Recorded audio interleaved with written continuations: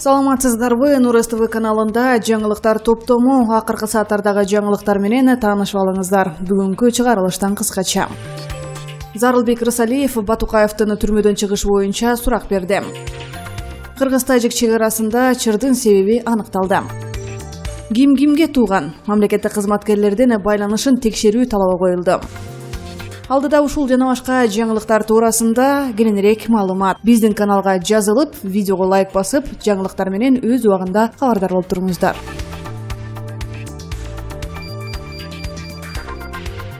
Баткен облусунун Карабак айылынын тургундары менен тажик чек ара кызматкерлеринин ортосунда кайым айтышуу көрүстөндүн айынан чыккан. Бул маалыматты Карабак айыл өкмөтүнүн башчысы Тургунбай Нышанбаев тастыктады. Анын айтымында кечээ 20 майда кыргыз тарапка тийиштүү көрүстөндүн шаймандары сакталган сарайдын ичинде тажик чек арачылары кирип, жамгырдан корголуп турушкан. Муну көргөн кыргыз тарап аларды чыгарып салган.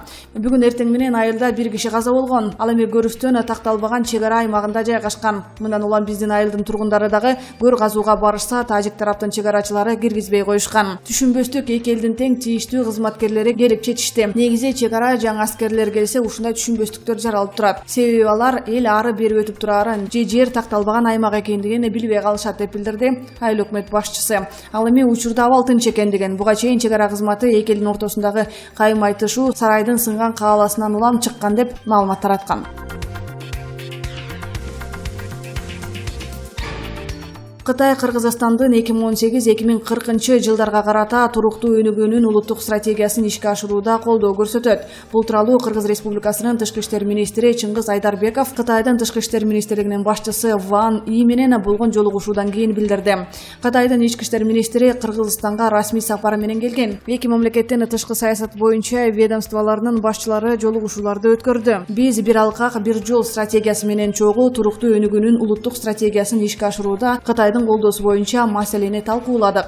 Кытай тарап ири улуттук долбоорлорду ишке ашырууга колдоо көрсөтөт. Анын ичинде ирригациялык системаларды жана таза суу долбоорун өнүктүрүү дагы бар. Тийиштүү органдардын өз ара макулдашуулары жүрүп жатат деп билдирди Айдарбеков. Кытай Кыргыз тараптын туруктуулугун, экономикалык жактан өнүгүшүн, элдин жашоо турмушунун жогорулашын такай колдой тургандыгын айтты. Биз өз мүмкүнчүлүгүбүзгө жараша жакшы дос, мээримдүү коңшу катары колдон келген жардамыбызды беребиз деп билдирди Вани. Кыргызстанга туруктуу өнүгүүнүн улуттук стратегиясын ишке ашыруу үчүн 20 миллиард 804 миллион доллар керек. Анда 244 долбоор каралып, экономиканын 12 тармагын камтыйт. Жаза аткаруу мамлекеттик кызматы Молдованкадагы номер 31 колония мамлекеттик бюджетке ири суммадагы чыгым келтиргендигин аныктады. Бул тууралуу аталган ведомстводан билдиришти. Маалыматка караганда, коррупцияга каршы күрөш иштеринин алкагында номер 31 колониянын аудити менен администрациясы ички иликтөө жүргүзгөн. Натыйжада номер 31 колониянын бухгалтериясынын мурдагы кызматкери мамлекетке 2 миллион 476 миллион чыгым алып келгендиги аныкталды. Учурда алар 1 миллион 461 миң 387 кайтарып беришти деп айтылат маалыматта. Учурда топтолгон материалдар тергөө башкармалыгына өткөрүлүп, факты, кылмыштар жана жоруктар жөнүндө бирдиктүү реестрине Кылмыш жаза кодексинин 205 беренеси боюнча каттоого алынды.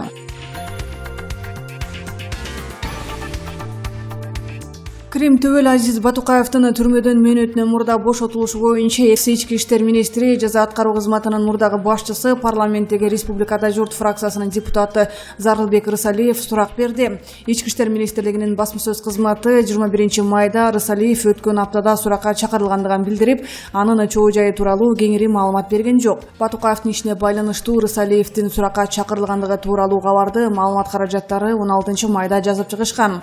Сурак учурунда депутаттын ден соолугу начарлап, тез жардам чакыртылгандыгын маалымдашкан. Бирок Рысалиев аны четке кагып, ошол күнү эч кандай сурак бербегендигин билдирген.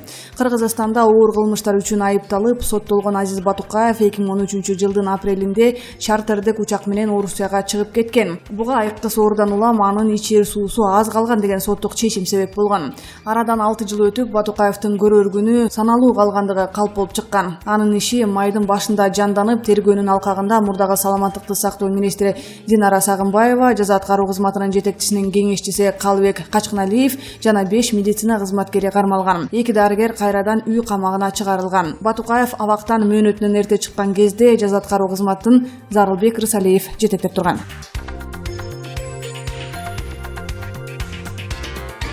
Нарын облусунун Жумгал районуна караштуу Агдадыр айылындагы мектептин курулушуна байланыштуу Авангард строй курулуш компаниясынын башкы директору жана облустук капиталдык курулуш башкармалыгынын жетекчиси кармалды. Бул тууралуу улуттук коопсуздук боюнча мамлекеттик комитетинин коомчулук менен байланыш бөлүмү Азаттыкка билдирди. Кармалгандар Агдадырдагы мектепти курууда мамлекетке ийри өлчөмдүү зыян келтирген деп шектелүүдө. Атайын кызматтын маалыматына караганда 2014-жылдын 17-сентябрында Нарын облустук капиталдык курулуш башкармалыгы тендердин жыйынтыгында жергиликтүү Авангард строй жоопкерчилиги чектелген коому менен 275 орундуу мектеп куруу жөнүндө келишим түзүшкөн. Долбоор 64 миллион сомдон ашык сомго бааланып, акча бөлүнгөн. Курулуш иштери 2016-жылдын ноябрында бүткөрүлүүгө тийиш эле. Бирок иш белгиленген мөөнөттө бүткөн эмес. Мектеп курулушу боюнча аткарылбаган иштерден мамлекетке 8 миллион сомдон ашык зыян келтирилген. Учурда курулуш компаниянын башкы директору 2 айга камакка алынды. Облустук капиталдык курулуш башкармалыгынын кызмат адамдары үй камагында. УКМК Авангард строй негизинен Нарын облусунда иш жүргүзүп келгендигин жана анын Бишкектеги Авангард стиль компаниясы менен байланышы жоктугун билдирди. Аталган компаниянын камакка алынган жетекчисинин ысымы ачык айтылган жок. Шектүү тарап атайын кызматтын маалыматына пикир билдире элек.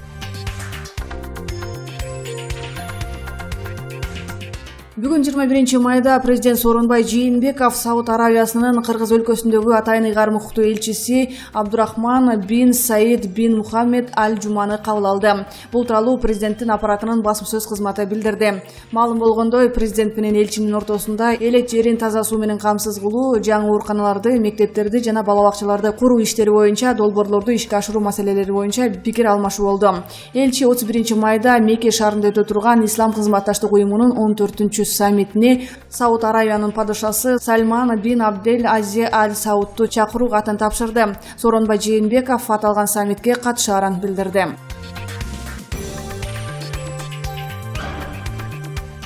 Бүгүн 21 майда Жогорку кеңештин экономикалык жана фискалдык саясат боюнча комитетинин жыйынында депутаттар тобу тарабынан демилгеленген Ысык көл биосфера аймагында суу чыгаруу жана тазалоо курулмалары жөнүндө мыйзам долбоору каралууда. Баяндамачы депутат Экмат Байпакбаев мыйзам долбоору тууралуу маалымат берүүдө. Ысык көлдө бизнесмендер өз чөнтөгүн толтурат, биз күнгө какталып эс алабыз. Ал эми тазалоо иштери боюнча абал коркунучтуу. Эгер ушул жол менен кете берсек, Ысык көлдүн келечеги коркунучта. Мында адамдын таасири чоң. Эгер бул абалды колго албасак, жакынкы жылдары суунун үстүн желим бөтөлкө менен баштыктар каптайт. Мындан сырткары жээкке жакын өскөн өсүмдүктөргө химиялык каражаттарды колдонуу суунун булганышына алып келүүдө деп билдирди депутат.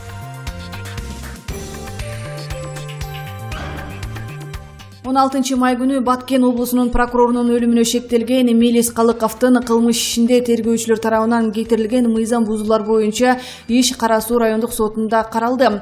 Бул тууралуу шектүүнүн жактоочусу Асылбек Күнкүров билдирди. Анын айтымында алар прокурор Анарбай Мамажакыповдун өлүмүнө шектелген Мелис Калыковдун кылмыш ишин тергеп жаткан тергөөчүлөргө карата арыз жазышкан. Райондук сот аны 16 майда карады. Бирок сот ишти өндүрүштөн кыскартып койду. Биз эми Ош облустук сотуна кайрылабыз деп билдирди Күнкүров. Мелис Калыковдун кылмыш иши боюнча кезектеги соттук отурум 24 май күнү болот. Иш Ош шаардык сотунда каралат. Буга чейин Турмуш басылмасы Баткен облусунун мурунку прокурору маркум Анарбай Мамажакыповдун өлүмүнө шектелген Баткен облусунун капиталдык курулуш башкармалыгынын мурунку башчысы Мелис Калыковдун жакындары жана жактоочулары козголгон кылмыш иши боюнча комиссиялык экспертиза өткөрүүнү талап кылып жатышкандыгын жазган. Алардын айтымында тергөөчүлөр шектүү Калыковдун толук көрсөтмөсү жок эле ишти сотко өткөрүшкөн. Ал эми Асылбек Күнкүров тергөө объективдүү болбой жаткандыгын айткан.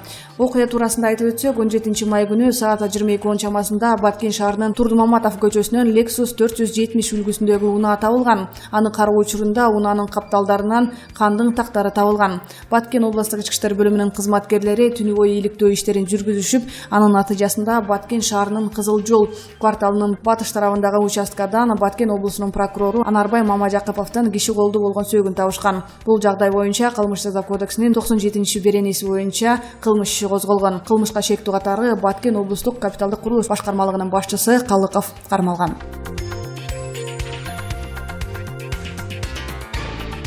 Мамлекеттик кызматтагы жана мамлекеттин үлүшү бар ишканалардагы кызматкерлердин туугандык байланышын текшерүү талабы коюлду. Бул тууралуу Апрель баатырларынын биримдиги коомдук уюмунун өкүлдөрү бүгүн билдиришти.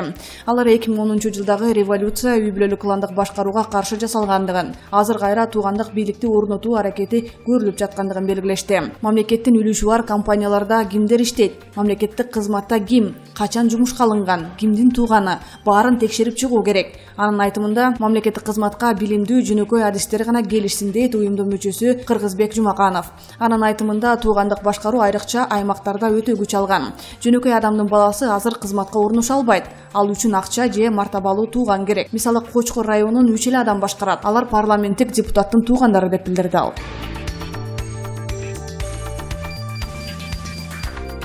Бүгүн 21 майда Жогорку кеңештен конституциялык мыйзамдар, мамлекеттик түзүлүш, сот укуктук маселелер жана Жогорку кеңештен регламент боюнча комитеттин отурумунда депутат Махаббат Мавлянованын дарегине окууга туура келбеген сөздү жазган деп мэрдин кеңешчиси боюнча маселе көтөрүлдү. Парламенттик комитеттин төрагасы кесиптешибиздин жазган постуна мэрдин кеңешчиси ар кандай сөздөрдү жазып жатат. Бул нерсе коомчулукта катуу талкуулууда. Кыр көрсөтүп койбойлу деп билдирди Төрөбаев. Ал эми кечээ депутат Махаббат Мавлянова келиндерди төшүү жана дабысы ачык чапташып турган көйнөктөрдү кийбөөгө чакырган. Бишкек мэринин кеңешчиси Гүл Алманбетова депутаттын чакыруусу боюнча уят сөздөрдөн турган пост жарыялаган. Мэриянын аппарат башчысы Болбак Түлөбаев Алманбетова мыйзам чегинде иш тартиптик жазасын алаарын айтып, мэриянын атынан кечирим сураган.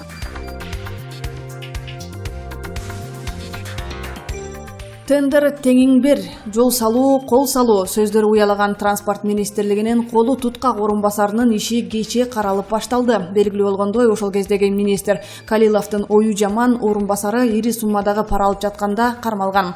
Бул иш боюнча белгилүү болгондой, аталган кылмыштуулукка байланыштуу тергөө аяктап, 2 майда соттук териштирүү башталмак. Бирок күбөлөрдүн жоктугунан улам үзгүлтүккө учураган сот процесси кечээ башталды. Эске сала кетсек, ал жол куруу боюнча жеке компаниялардан 520 миң акш долларын талап кылып, мурдараак 120 миң долларын алган жана кезектеги 50 миң долларды алып жатканда колго түшкөн. Окуядан кийин министр Жамшитбек Калилов креслого жабышып жатып алып, кызматтан араң алынган эле. Орун басардын 520 миң долларды өз эли алуусу мүмкүн эмес деген кептер тарады. Болбосо дагы Калиловдун катыштыгы бар деген кептер жүрүүдө. Калилов кайды болду экен? Кыргызстанда элеби же эч ак эле таманын жылтыраттыбы? Бизге жеткен маалыматтар боюнча Жамшитбек чек арадан жылт бериптир.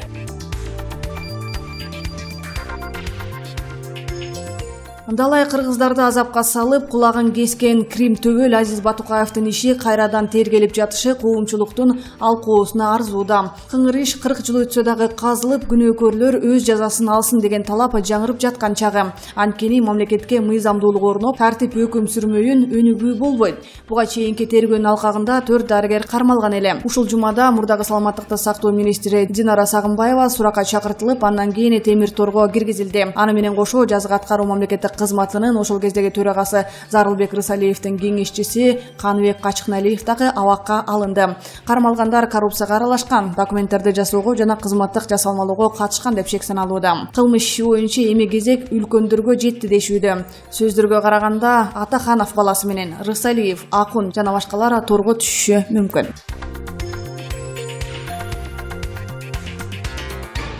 Ал баруучу Максат Давранов өзүнүн Instagram баракчасына Жибек аттуу кыз менен түшкөн сүрөтүн жүктөп койгондон кийин анын күйөрмандары Максат кайра үйлөндүңбү деген суроолорду берип, интернетте чуу жаралууда. Ал баруучу өзү да бул учурда суроо бергендерге таптакыр жооп берген эмес. Бирок ал Barometer.kg редакциясы чалып байланышканда биз клип тартып жатабыз деп жооп берген эле. Бүгүн Максат Давранов кайрадан аталган жагдай боюнча түшүндүрмө берди.